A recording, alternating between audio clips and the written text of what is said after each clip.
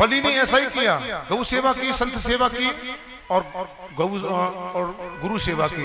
वो जाओ, मेरा आशीर्वाद है, स्वर्ग पर चढ़ाई कर दो। राजा बलि ने स्वर्ग नहीं, तीनों लोकों को जीत लिया। अब सब देवता मारे मारे घूम रहे, अर्जुन आदि, इंद्र आदि देवता सब मारे मारे घूम रहे।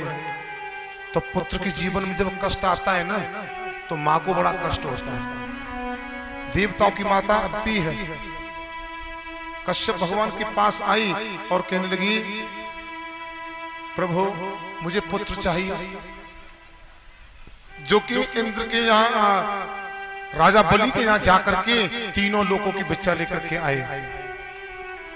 तो कश्यप जी ने एक पयोव्रत जो बताया है 12 दिन का, यज्ञेश भगवान की स्तुति है, जो प्रतिपदा से लेकर के त्रयोदशी तक होता है, शुक्ल पक्ष में होता है, ये फागुन में होता है। ये निश्चित रूप से उसके यहाँ दिव्य पुत्र पैदा होता है। आज अदिति ने यही किया है, व्रत किया है। उनके यहाँ वामन भगवान का प्रादुर्भाव हुआ है।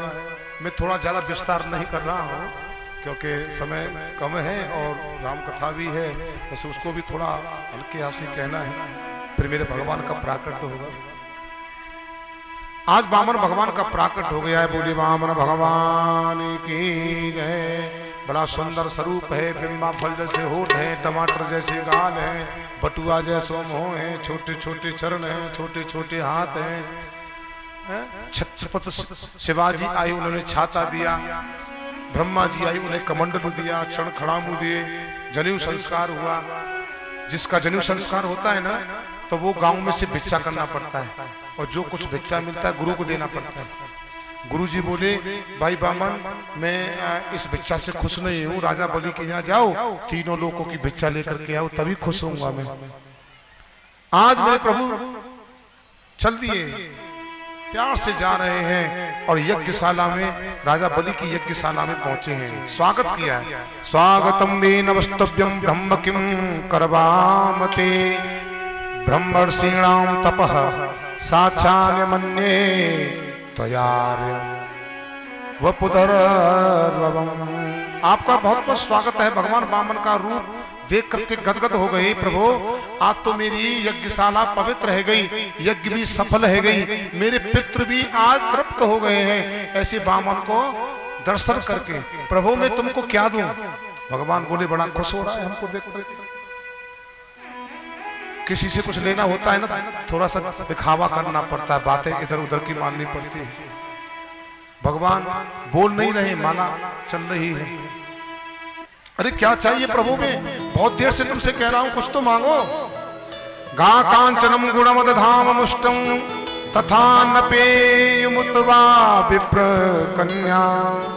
गा कांचनम गुणमद धाम मुष्ट, आप कहो तो गैयाओं के सोने से सींग मढ़ करके दान कर दूं। वाह विप्र कन्या, तुम छोटे से हो तो तुम्हारी शादी भी मैं छोटी सी कन्या देख करके तुम्हारी शादी करा दूंगा।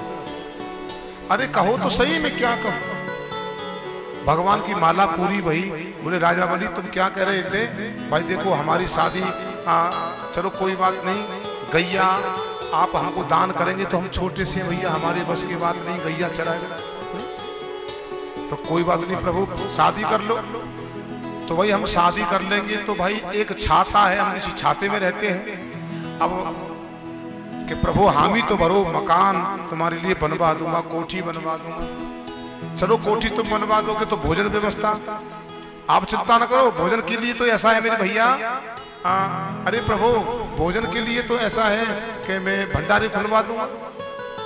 चलो शादी कर लेंगे तो बच्चे होंगे। बोले बच्चे तो होने हैं, तो उनमें से कोई मरेगा भी कि ये तो भाई प्रभु स्वाभाविक है, मृत्यु लोक में जो आया है उसे तो मरना ही है, तो भाई फिर हमको रोना पड़ेगा क्या? बोले प्रभु रोना तो तुमको ही पड़ेगा, किराए पे थोड़ी आएंगे रोने वाले। तो वामन भगवान बोले तो शादी नहीं कर रहे हैं। जब जिस कार्य में हमें रोना पड़े तो हम क्यों शादी करने लगे? तो प्रभु मैं क्या करूं?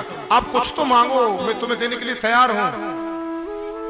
तो बामन भगवान ने कहा देखो मेरा भी नियम नहीं टूटे, तुम्हारा संकल्प नहीं टूटे, तो इतना कर दो कि 3 पग भूमि दे दो मेरे पैरों से नाप करके। बड़ी जोर से हंसा बामन, रहे तुम बामन के बामन। 3 पग भूमि, वो भी अपने पैरों से। अरे कौन सी बिल्डिंग है आप खड़ी कर लोगे इसमें? भगवान बोले वो भी मेरे पैरों से, वो भी संकल्प के द्वारा। अब संकल्प को नाम आयो शुक्राचार्य जी घबराएंगे ना जी, कोई बामन है ना कोई त्रेपन है, ये तो नारायण है जो कि देवताओं की कार्य सिद्धि के लिए आया है। आज मेरा चेला लुट जाएगा। राजा बलि के पास शुक्राचार्य जी आए, भैया इतना हुआ, कहा है गुरु जी ऐसा कहते हैं कि मैंने 3 पग भूमि देवे को कोई संकल्प नहीं किया। बोले गुरु जी आप गुरु होकर के झूठ बुलवा रहे हैं उस पर। अरे बेटा कछु जगह ऐसी होती है जहाँ झूठ बोलने से पाप नहीं लगता है, कोई बात नहीं बोल दे। बड़ा सुंदर उपदेश है शुक्राचार्य जी का।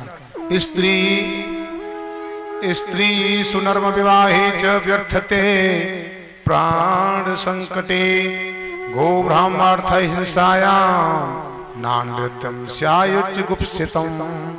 स्त्री नर्म विवाहे च, किसी मैया की किसी बेटी की शादी अच्छे घर में है रही हो तो वहां थोड़ा सा झूठ बोल दो, अच्छे घर में जा रही है तो 8 बीघा खेत है जी, 8-10 बीघा खेत है तो ऐसा।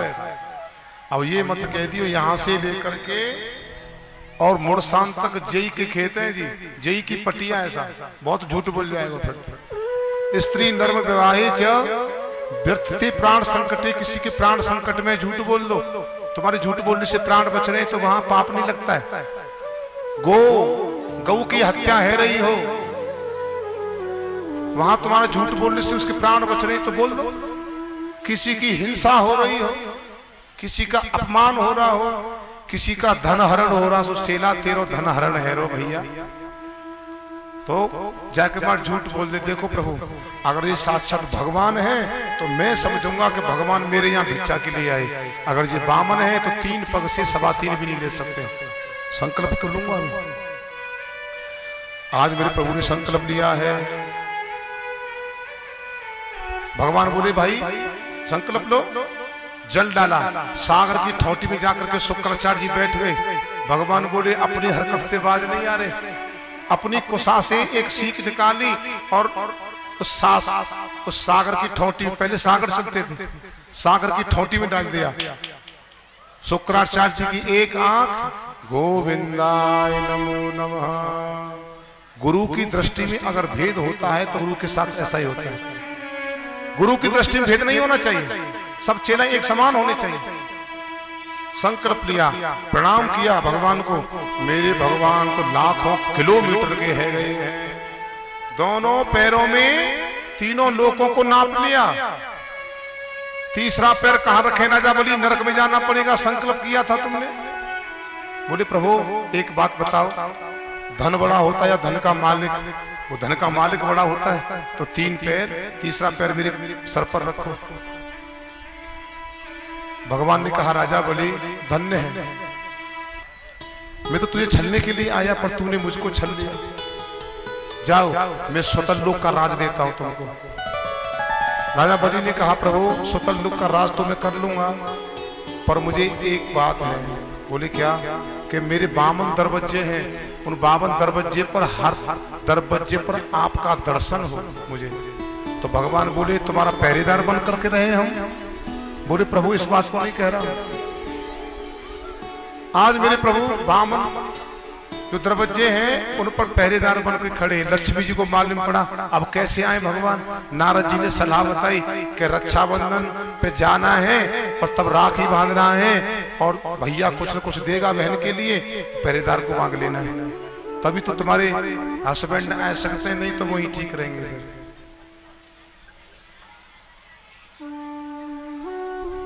अरे छोटे भैया तेरे द्वार, लक्ष्मी जी बहन बनकर के राजा बलि की बहना बड़ी दूर से